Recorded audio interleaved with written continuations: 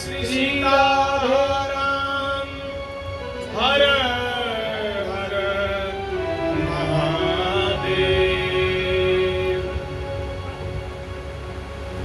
नारायण नारायण नारायण।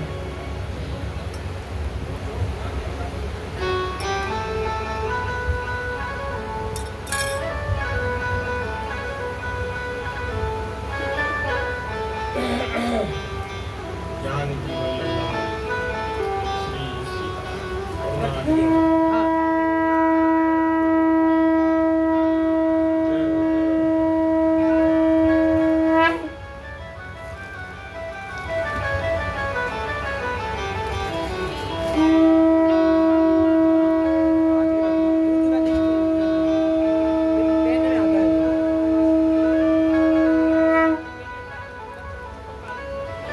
श्री वृंदावन बिहारी लाल की जय। जय जय श्री राधे। हरि शरणम भक्तवांछा कल्पतरु भक्तवत्सल शरणागत वत्सल दीन बंधु दया सिंधु असंख्य कल्याण गुणगण निलय अकारण करुणा वरुणालय भगवान श्री वृंदावन बिहारिणी बिहारी जी की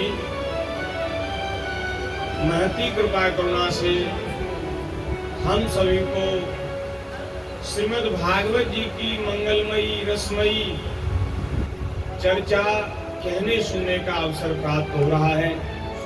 ये हमारे किसी पुण्य का साधन का फल नहीं है, ये श्री ठाकुर जी की कृपा करुणा का फल है। भगवान किसी जीव के ऊपर जब दया करते हैं, द्रवित होते हैं, तब उसे सत्संग की प्राप्ति होती है, तब उसे भगवान की कथा की प्राप्ति होती है। जब द्रवहि दीन दयालु राघव, जब द्रवहि दीन दयालु राघव, साधु संगति पाइए।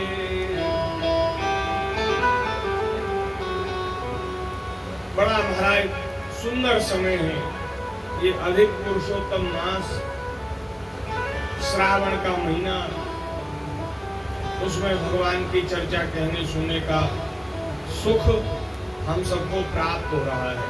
ये श्री ठाकुर जी की बड़ी कृपा। भगवान की कथा की महाराज अपार महिमा है, अनंत महिमा है। करोड़ों जन्मों के पुण्यों का जब उदय होता है महाराज, जब फलीभूत होते हैं हमारे पुण्य, तब ऐसा सुयोग बनता है कि हम भगवान की कथा सुनने के लिए उपस्थित हो सके। ये तो नहीं होता। भाग्योदयेन बहु जन्म समर्जितेन सत्संगमं च लभते पुरुषो यदा वै। अनेक जन्मों के भाग्य का जब उदय होता है, तब भगवान की कथा मिलती है। एक बड़ा सुंदर प्रसंग है रामचरितमानस में। कथा सुनाने के बाद भोले बाबा पार्वती जी से कह रहे हैं कथा की महिमा, वो सुना करके फिर हम आज के चरित्र में प्रवेश करेंगे। कोई जल्दी नहीं है हमें। जिनको जल्दी थी वो चले गए, हमें कोई जल्दी नहीं है। श्री वृंदावन बिहारी लाल की। शंकर जी पार्वती जी से कह रहे हैं, पार्वती मैंने तुम्हें भगवान की कथा सुनाई, जिसको सुनने से भवपास से व्यक्ति छूट जाता है। सुनने से कथा की ऐसी महिमा है भगवान कि और कोई साधन आपको करने पड़ेंगे, लेकिन कथा सुनने से ही सारा प्रयोजन सिद्ध हो जाता है, काम बन जाता है। अब बताओ सुनने में क्या कठिनाई है? पढ़ना ही है। देखो क्या बढ़िया पंखे कूलर चल रहे महाराज, हवा महल हो रहा है। ये जो पार्किंग है हवा महल, चारों तरफ से हवा आ रही है। इतने बढ़िया सोफा आपके लिए बिछवाए गए हैं, और फिर भी भले आदमी हो आप सुना नहीं जाता। समय पूरा हो जाता तो घड़ी देखते हो कि व्यास जी को कहते हो बंद करो, पूरा करो, महाराज जान लोगे हमारी। ऐसा मन में तो आता ही है, बाहर से भले ही ना कहते हो, मन में तो आपके आता ही है। तो इतनी बढ़िया सुंदर व्यवस्था, और सुनना ही है, कुछ करना नहीं, सुनना ही, प्रेम से सुनना है। अच्छा, आपके लिए छूट है, बैठे बैठे थक जाओ तो खड़े भी हो सकते हो, हमारे लिए ये छूट नहीं है, हमें तो बोलना ही है, लगातार कहना है। और अगर थोड़ा सा नींद आने लग जाए तो इधर उधर घूम करके फिर दोबारा बैठ सकते हो, सुन सकते हो, जल ले सकते हो। जल तक तो ठीक है, चाय नहीं ले सकते, चाय की छूट नहीं है। हाँ, आज नहीं चलेगी चाय। हाँ, तो आप केवल कथा में आ जाइए और सुनने बैठ जाइए, बस इतने से ही काम हो जाएगा, आपको कुछ नहीं करना। इसलिए महाराज कथा जो है भगवान की सर्वोपरि सर्वश्रेष्ठ साधन है जीव के कल्याण। जितने भी कल्याण के साधन हैं उनमें सबसे श्रेष्ठ भगवान की कथा है। और दूसरे साधन हमसे बने न बने, ये साधन बड़ा सरल है, ये हो सकता है। गोस्वामी जी ने कहा, सकल सुमंगल दायक रघुनायक गुणगान, सादर सुनहि ते तरहि भव, सिंधु बिना जल जान। भव सिंधु को पार करना बड़ा कठिन है, बड़ा दुर्गम है, लेकिन महाराज भगवान के सुंदर चरित्र सभी मंगलों को प्रदान करने वाले हैं। जो आदर सहित भगवान की कथा सुनता है, बोले वो भव सिंधु से पार हो जाता है, उसको जहाज की जरूरत नहीं पड़ती। उसके लिए भव सिंधु एक छोटे से गड्ढे के बराबर हो जाता है, जैसे गाय के खुर से बना हुआ गड्ढा उसके बराबर हो जाता है। उसको न नाव मंगानी पड़ती, न जहाज मंगाना पड़ता, वो पार हो जाता है। भगवान की कथा जहाज है बहुत समुद्र से पार करने के लिए।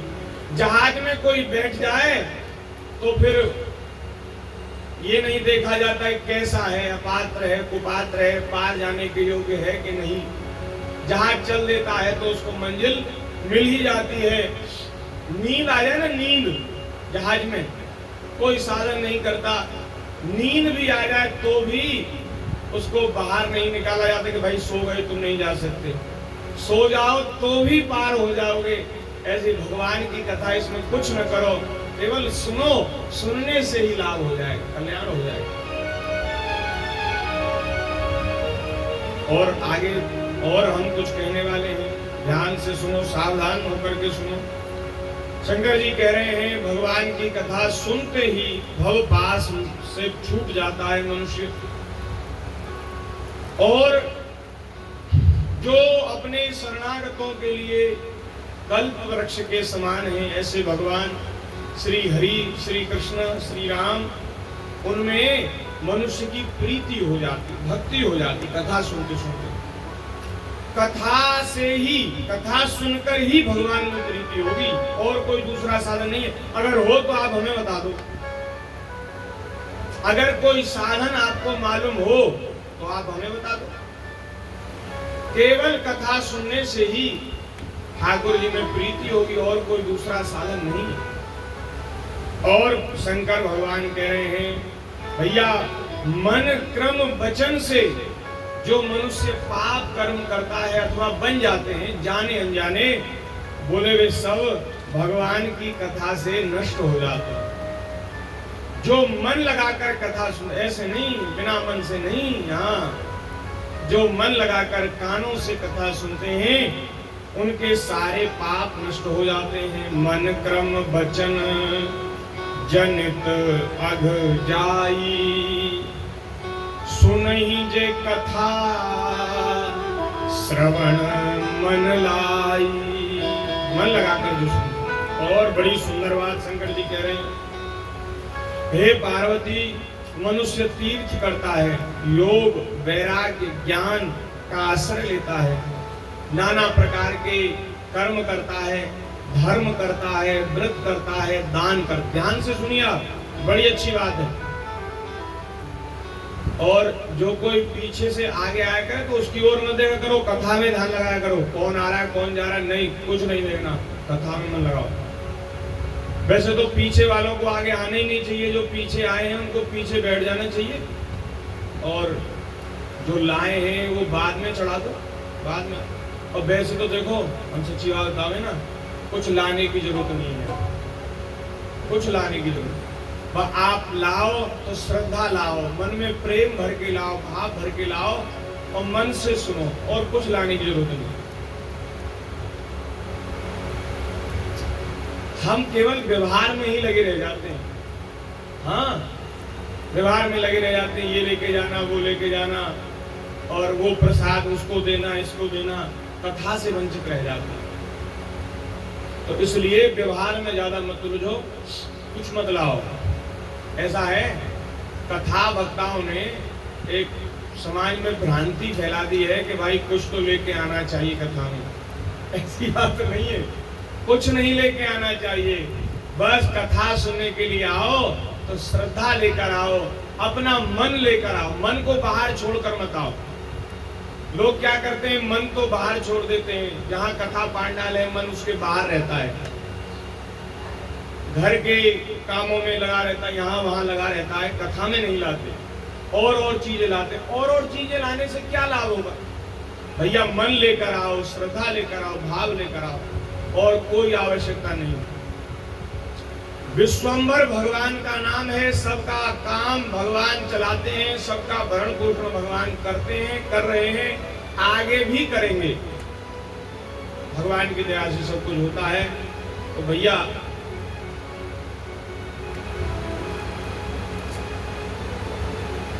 हमको आपकी किसी चीज की जरूरत नहीं, ये बात कहना चाहते हैं।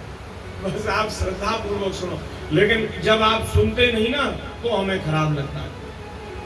हाँ, जब कोई विक्षेप होता है तो हमारा मन दुखी होता है। हमें ऐसा लगता है, बताओ हम अपना काम छोड़ के आए, और क्यों आए? कपड़ा लेने आए, बेडशीट लेने आए, फल लेने आए, मिठाई, अरे नहीं लेने आए, हमारा गुजारा ठीक ठीक हो रहा है ठाकुर जी की दया से, कुछ लेने नहीं आए, बस कथा सुनाने आए। कथा सुनाने का हमें लोभ रहता है, कुछ सुनने वाले मिल जाए तो अपने को भाग्यशाली समझते हैं कि चलो कोई सुनने वाला मिल गया। पर आप लोग व्यवहार में लगे रह जाते हैं, सुनते नहीं। तो भैया देखो, प्रेम से सुनो है? अब आगे कह रहे हैं, मनुष्य नाना प्रकार के कर्म करता, धर्म करता, व्रत दान संयम समदम का आश्रय लेता, जप तप यज्ञ नाना प्रकार के अनुष्ठान करता है। सारे साधन गिरा दिए भोले बाबा ने, पार्वती जी को सारे साधन सुना दिए, और कह रहे हैं सभी प्राणियों पर दया करता है, ब्राह्मण की गुरु की सेवा करता है, और विद्या विनय विवेक का आश्रय लेता है। और भी जितने साधन हैं, इनके अलावा और जो रह गया हो वो बोले, जहां लगी साधन वेद बखानी, जहां तक जितने भी साधन हैं, सब कर फल हरि भगति भवानी। उन सभी साधनों का क्या फल है? भगवान में प्रेम हो जाए, भक्ति हो जाए। ध्यान से सुनिए, आपने सब कुछ किया लेकिन भगवान में प्रेम नहीं हुआ, तो इसका मतलब ये है कि अभी तक आपको अपने आपके धर्म का फल नहीं मिला। हमारे सारे साधन इसीलिए है भगवान में हमारा प्रेम हो, शरीर से संसार से वैराग्य हो, ठाकुर जी में अनुराग हो, इसलिए है सबका बात। नहीं तो कोई लाभ नहीं मिला, फल नहीं मिला। अब यहाँ शंकर जी बड़ी सुंदर बात कह रहे हैं, ये बात कहने के लिए हमने सब बात कही। भोले बाबा कह रहे हैं, वह श्री रघुनाथ जी की भक्ति किसी एक को बड़ी दुर्लभता से प्राप्त होती है। वो भगवान की भक्ति बड़ी दुर्लभ है। भगवान सब कुछ दे देते हैं, सब कुछ। भोग चाहे तो भोग ले ले, योग चाहे तो योग ले ले, रिद्धि सिद्धि ले ले, कहां तक कहें मोक्ष भी भगवान बड़ी आसानी से दे देते हैं, लेकिन भक्ति नहीं देते। भक्ति बड़ी दुर्लभता से प्राप्त होती है। भगवान ने अपनी दुकान में सब कुछ सजा रखा है, संसार के विषय, भोग, योग, वृद्धि, सिद्धि, ज्ञान, वैराग्य, सब कुछ, यम नियम, सब कुछ भगवान दे देते हैं, जो चाहे सो ले लो। लेकिन उस दुकान में सब वस्तु बाहर टंगी है, लेकिन जो भक्ति है ना, भक्ति मणि, वो दुकान में नहीं टंगी, वो भगवान ने तिजोरी में ताला लगा करके रख रखा है, वो बाहर नहीं है, तिजोरी में बंद करके ताला लगा के रखा है। और वो तब मिलती है जब ठाकुर जी से केवल और केवल भक्ति की ही याचना की जाती, और इच्छाएं जब मन से निकल जाती हैं, तब भगवान, जैसे बालक मचल जाता है, नहीं नहीं मुझे तो यही चाहिए, तब फिर उसको भगवान दया करके अपनी भक्ति, और भगवान कहते हैं कि भाई मैं भक्ति तो दे दूं, लेकिन इसका ताला लगा है। बोले चाबी तो होगी, खोल लो, आप खोल लो, चाबी तो होगी आपके पास। बोले चाबी मैंने संतों को दे दी है। बोलिए भक्त वत्सल भगवान की। ताला लगा करके चाबी मैंने भक्तों को दे दी है, भक्त अगर कृपा कर दे तो भक्ति मणि प्राप्त हो जाएगी। तो भगवान की भक्ति बड़ी दुर्लभ है, भोले बाबा कह रहे हैं, वो दुर्लभ भगवान की भक्ति जो सभी साधनों का फल है, वो भगवान की कथा सुनने से मिल जाती है। लो, ये है कथा की महिमा। ये बात कहने के लिए हमने आपको पूरा सुनाया। जो भक्ति सभी साधनों का फल है, अत्यंत दुर्लभ है, जिसको भगवान आसानी से नहीं देते, वो भक्ति भगवान की कथा सुनने से मिल जाती है। मुनि दुर्लभ हरि भगति नर पावहि बिनहि प्रयास। जो यह कथा निरंतर सुनहि मान विश्वास।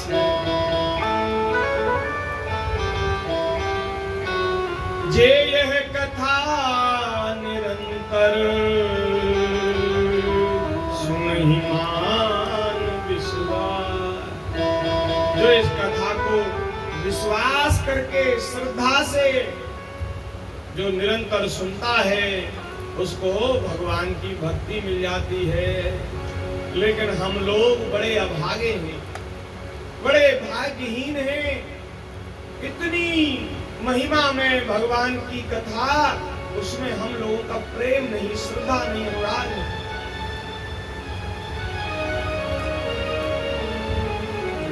श्रवणवंत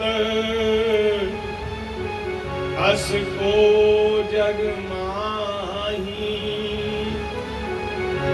जिन्हीं न रघुपति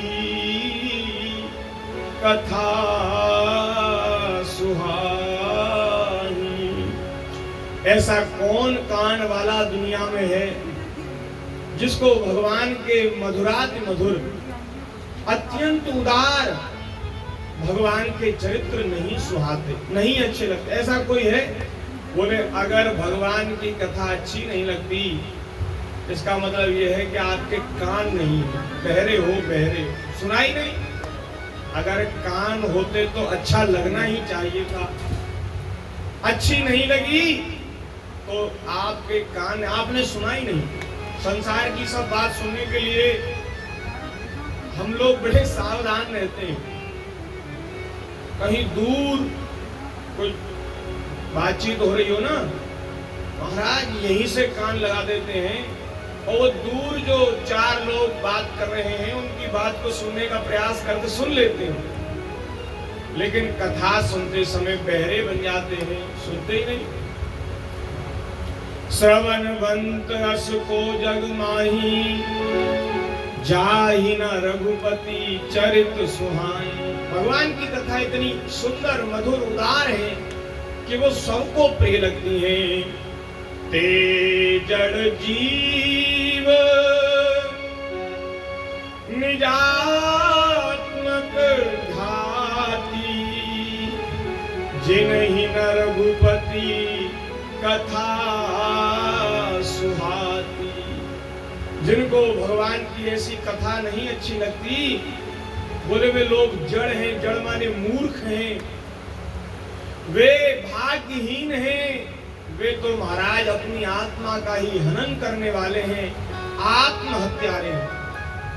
जो भगवान की कथा जिनको सुनकर भी प्रिय नहीं लगती, क्योंकि संसार में जितने भी प्राणी हैं, जीव हैं, उन सबको भगवान की कथा सुख देने वाली है। जो विषयी हैं उनका भी मन आनंद को प्राप्त करता है।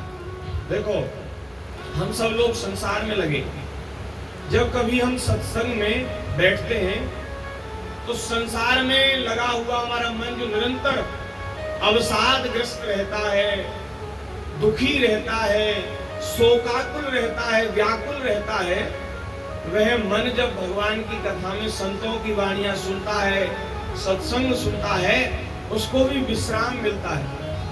माता जी, विश्राम मिलता है। कई लोग कथा में सो जाते हैं, क्या मतलब इसका?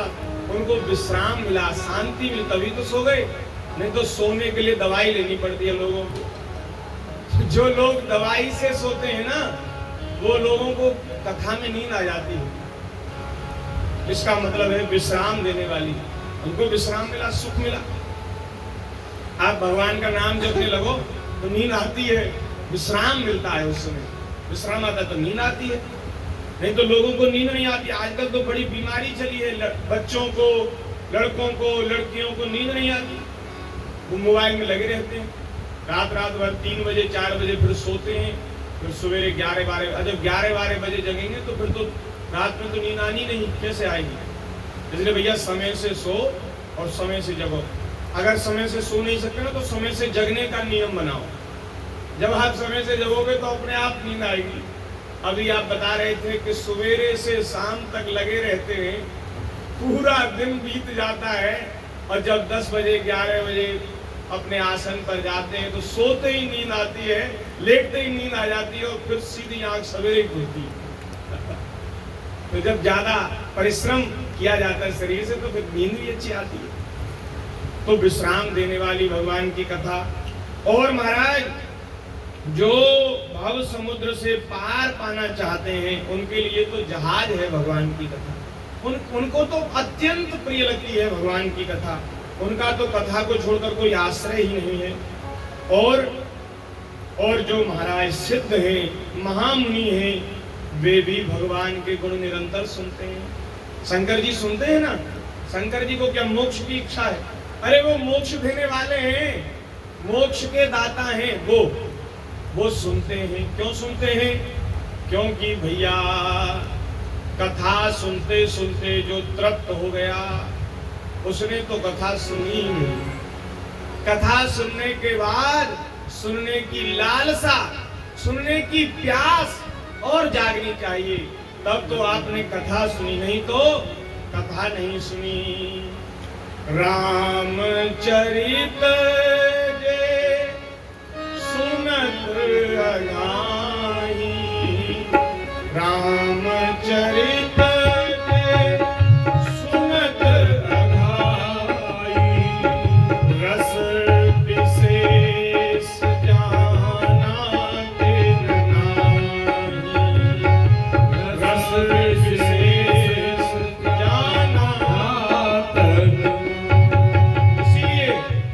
जीवन मुक्त महामुनि जेऊ, जीवन मुक्त महामुनि जेऊ, हरि गुण सुनहि निरंतर तेऊ, हरि गुण सुनहि निरंतर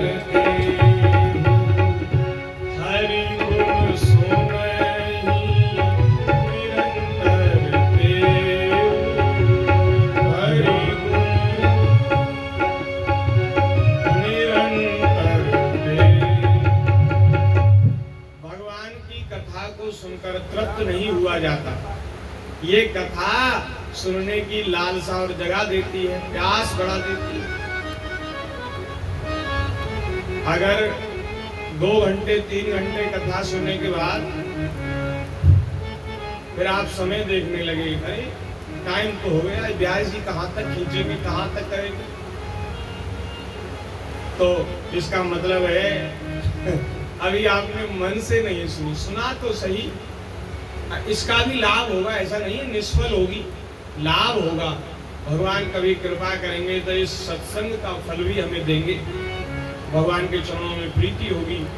लेकिन महाराज तृप्ति नहीं होनी चाहिए, ऐसा लगे अरे कब समय पूरा हो गया, हमें तो पता ही नहीं चला, हमने तो घड़ी नहीं देखी कब समय पूरा हो गया।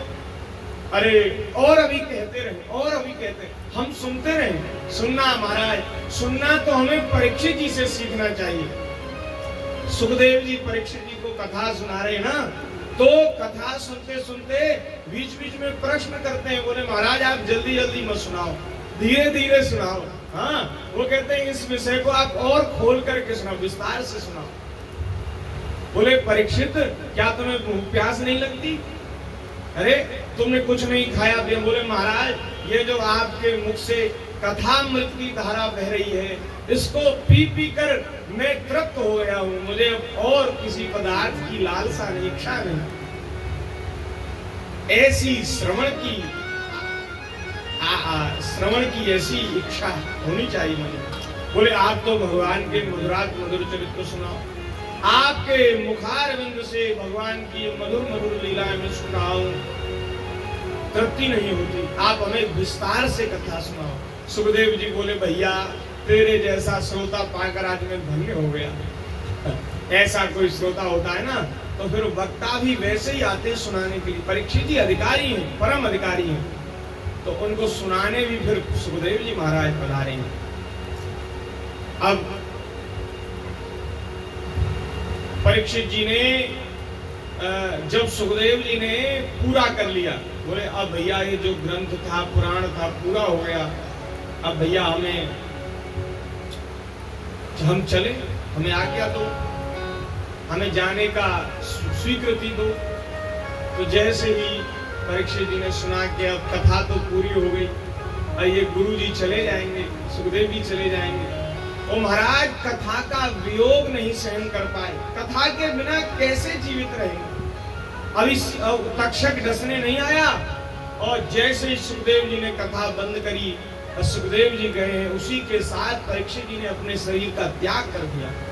पीछे तक्षक ने उनके शरीर को डसा, और वो शरीर तक्षक के डसने से नष्ट हो गया, जल गया।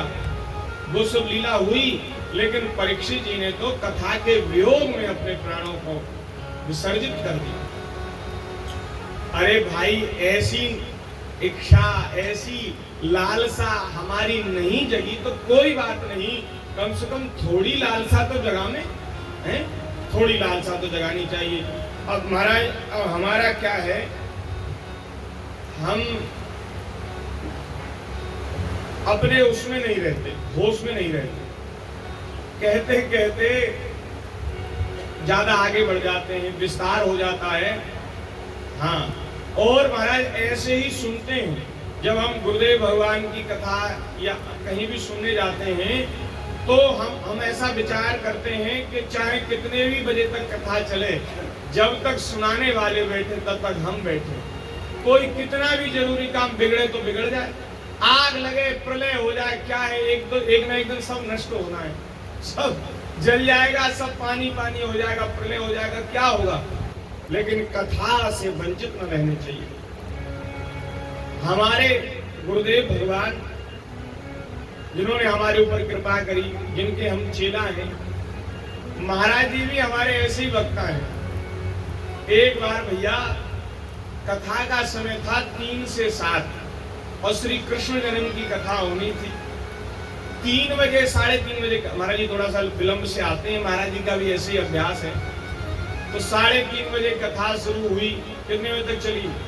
11:30 बजे तक चली रात को। 3 बजे से 7 बजे तक का समय था, 11:30 बजे तक चली। और उन्होंने कह दिया भैया जिनको दूर जाना है वो जा सकते हैं, जिनको जाना है वो जाओ, जिनको रुकना है वो, हम तो कथा कहेंगे, यहाँ देवता विराजे ये सुनेंगे, जो कोई श्रोता होगा वो सुनेगा। सुनते हैं, सुनने वाले सुनते हैं। तो अब आप तो नए वक्त श्रोता हैं, लेकिन कथाओं का ऐसा ही है, ऐसे समय के बंधन में बंधकर कथा नहीं सुनी जाती। क्या नहीं इतने बजे बैठना है, इतने बजे उठ जाना है, ऐसे नहीं होता। 3 बजे का समय तो 3:30 भी बज जाते हैं, और फिर 1 आध घंटा ज्यादा भी हो जाती है। कोई उसमें ऐसा नहीं है, इसलिए कृपा करके कोई इशारा न किया जाए हमारी तरफ। और आज तो हमें बड़ी प्रसन्नता हुई कि जब हम प्रवेश किया, महाराज डॉक्टर साहब हमने प्रवेश किया, आप दोनों ने कहा महाराज आपके लिए अब समय का बंधन जो था, समय के बंधन से आप मुक्त कर दिए गए। मेरे की वृंदावन बिहारी लाल की। आपका मन करे जब तक बोलो, और कोई चाय नहीं होगी, कोई कुछ नहीं होगा। जिसको जाना है वो जाओ, जिसको रुकना है वो रुको। ये कह रहे थे हमारा नुकसान हो रहा है, लोगों के व्यवहार के कारण हमारा नुकसान हो रहा है, हम वंचित रह जाते। आपको तो कहीं नहीं जाना, जिनको जो आए हैं वो जाएंगे, हमें तो यहीं रहना है। तो इसलिए भैया प्रेम से आओ, प्रेम से बैठो, सुनो, और जिसको पधारना है पधारो। वैसे नहीं, ऐसा नहीं है कि हम 11 बजाएंगे, 11 नहीं बजाएंगे, हम तो समय से ही अपनी कथा को पूर्ण करेंगे। श्री वृंदावन बिहारी लाल की जय। आज के कथा चरित्र में हम सब लोग प्रवेश करेंगे। उससे पहले एक सुंदर सा भाव भजन। जहां ले चलोगे वहीं मैं चलूंगा, जहां ले चलोगे वहीं मैं चलूंगा, जहां ले चलोगे वहीं मैं चलूंगा, जहां ले चलोगे वहीं मैं चलूंगा, जहां नाथ रख दोगे, जहां नाथ रख दोगे, जहां नाथ रख दोगे, जहां नाथ रख दोगे वहीं मैं रहूंगा, जहां ले चलोगे वहीं मैं चलूंगा, जहां ले चलोगे वहीं मैं चलूंगा, जहां नाथ रख लोगे, जहां नाथ रख लोगे वहीं मैं रहूंगा, जहां ले चलोगे वहीं मैं चलूंगा, जहां ले चलोगे वहीं मैं चलूंगा। ये जीवन समर्पित चरण में तुम्हारे, ये जीवन समर्पित चरण में, ये जीवन समर्पित चरणों में तुम्हारे,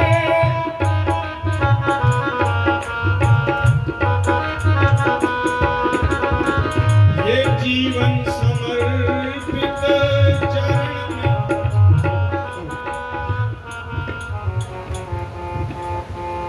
ये जीवन समर्पित चरण में तुम्हारे, तुम ही मेरे सर्वस प्रभु प्राण प्यारे, ये जीवन समर्पित चरण में तुम्हारे, तुम ही मेरे सर्वस प्रभु प्राण प्यारे, ये जीवन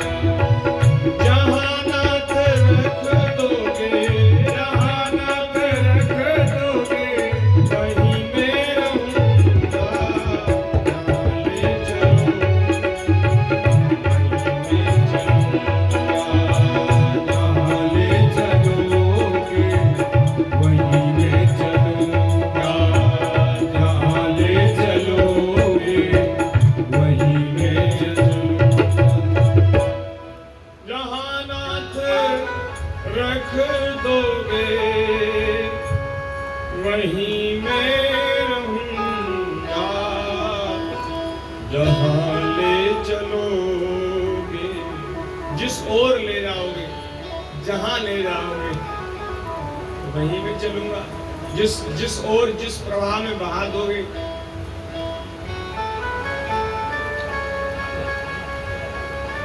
श्री वृंदावन बिहारी लाल की जय।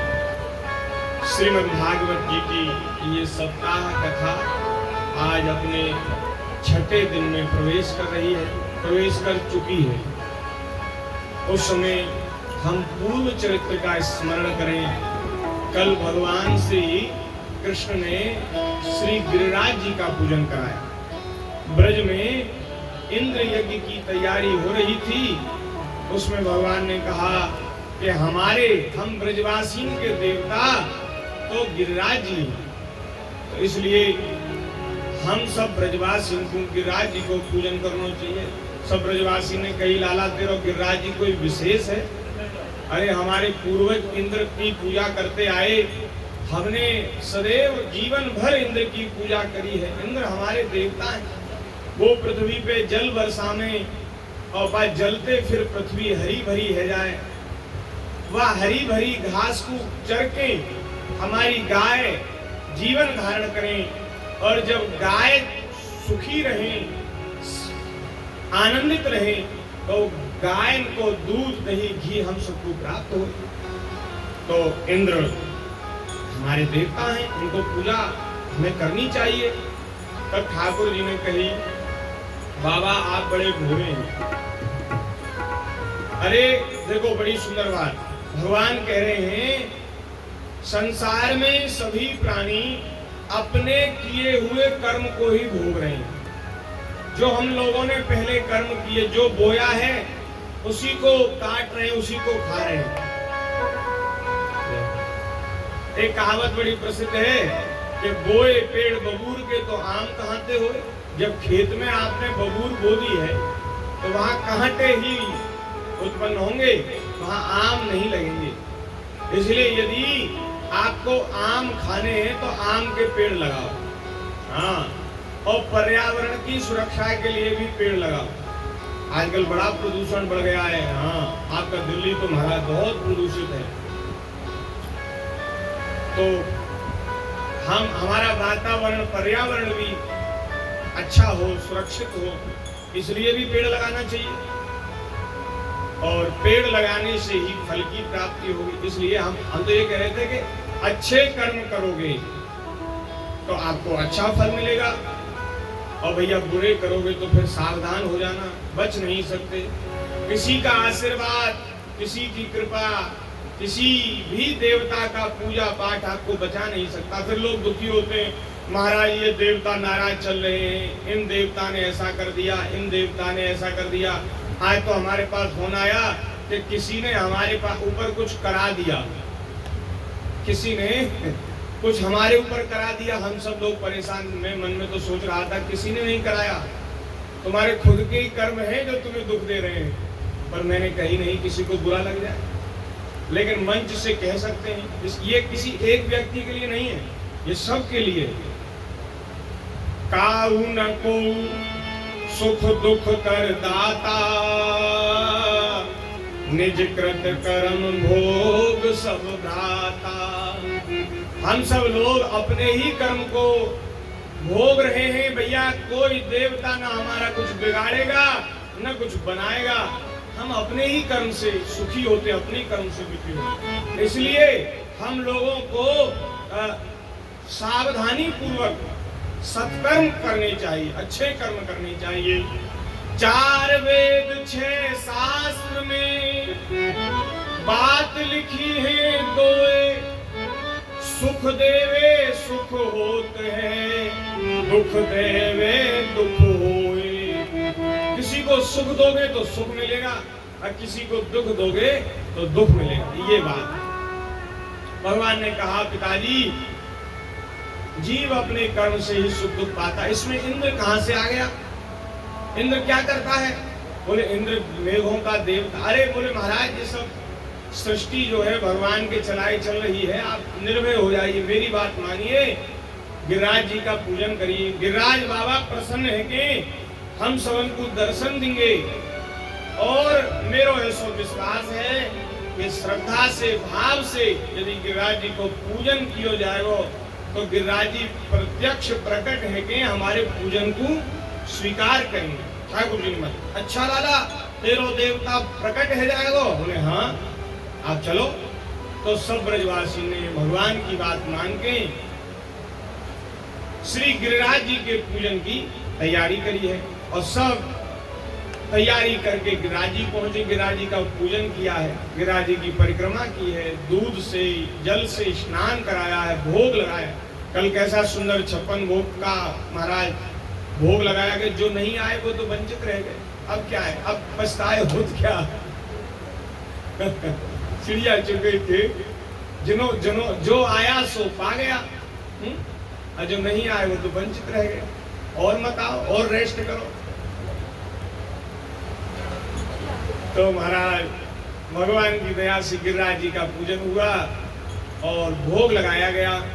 और महाराज भोग लगाने के बाद गिरिराज बाबा प्रकट है गए और गिरिराज बाबा हाथ फैलाए फैलाए के बड़े बड़े हाथ और मांग मांग के खाए भी लगे। ओ महाराज बड़े बड़े बर्तनों में सामग्री भरी थी, पूरा बर्तन उठाते और मुंह में जय सिया राम। अब धीरे धीरे पहले तो लोगों को बड़ा अच्छा लगा कि देवता कितना बढ़िया है, प्रकट होकर के भोग लगा रहा है। पर जब सामग्री सब घटती चली गई तो ब्रजवासी बोलवे लगे, कहवे लगे, ठाकुर जी तेरे कन्हैया ये तेरो देवता उदार तो बहुत है, लेकिन सब खुद ही खा जाएगो कि कछु हमको छोड़ेगो। तेरे यानी देवता ने कृपा तो बहुत करी, सो प्रकट भयो, लेकिन कछु हमको बच जाए।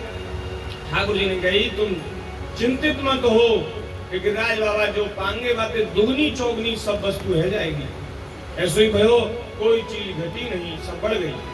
और जब भोग लग गए तब महाराज गिरिराज बाबा कहने लगे भैया अब जल पिवाओ, जल लाओ जल लाओ। अब जल कहाँ से लाए, एक आध बाल्टी से कोई झुक जाए तो जल पिलाया जाए। अब जिसको महाराज पूरा नदी के बराबर जल लगता हो, जल कहाँ से लावे। अब तो ब्रजवासी बोले लाला तू ही कछु इंतजाम कर। तो ठाकुर जी ने गंगा जी का स्मरण किया है और गंगा जी आई है मानसी गंगा के रूप में, आज भी गिरिराज जी में विराजमान है। और गंगा जी ने फिर जल पिलाया गिरिराज जी को। गिरिराज जी तृप्त भये और सब महाराज सब ब्रजवासियों को खूब वरदान दिए, खूब प्रसन्न भये। और गिरिराज जी के रूप में स्वयं ठाकुर जी ही प्रकट भये। गिरिराज जी कोई अलग नहीं है, श्री कृष्ण ही गिरिराज जी के रूप में एक रूप से पूजा कर रहे हैं, एक रूप से पूजा को स्वीकार कर। एक रूप ते पूज रहो दूजे रहो पूजाए, एक रूप ते पूज रहो दूजे रहो पूजाए। और अंतिम में है मांग मांग के खाए, मांग मांग करके भोग लगाए। ऐसा अब तो महाराज यहाँ तो पूजन हुआ, सब बढ़िया आनंद से संपन्न हो गया। अब यहाँ इंद्र को इंद्र ने विचार किया कि यहाँ ब्रज में मेरे पूजा की तैयारी हो रही थी। अरे पूजा करते हैं, सबसे पहले देवता का आवाहन करते हैं। तो इंद्र देव तैयार होकर के बैठे थे। अब जब मेरा आवाहन किया जाएगा तो मैं शीघ्रता पूर्वक पहुंच जाऊंगा, फिर वहां भोग स्वीकार करूंगा। तो देवता इंद्र सब तैयार बैठे थे स्वर्ग में, बढ़िया महाराज वस्त्र पहन के और बढ़िया माला आभूषण सब पहन के तैयार बैठे। और महाराज सवेरे से भूखे थे, आज उन्होंने भोजन नहीं किया कि आज तो ब्रज में तैयारी हो रही हमारे पूजा की, और जब पहले ही घर ही खा जाएंगे तो वहां क्या खाएंगे। तो इसलिए भोजन नहीं किया, भूखे बैठे थे। होते होते शाम हो गई महाराज, लेकिन किसी ने आवाहन नहीं किया, पूजन नहीं किया। इंद्र ने कहा भाई ये क्या हुआ, हमारे पूजन की यज्ञ की तैयारी हो रही थी, अभी तक कोई न टेलीफोन, न कोई चिट्ठी, न कोई कुछ, न कोई मंत्र। हम लोग टेलीफोन करते हैं, देवताओं को मंत्रों से बुलाया जाता है। तो अब सेवकों को भैया देख के आओ क्या हो रहा है।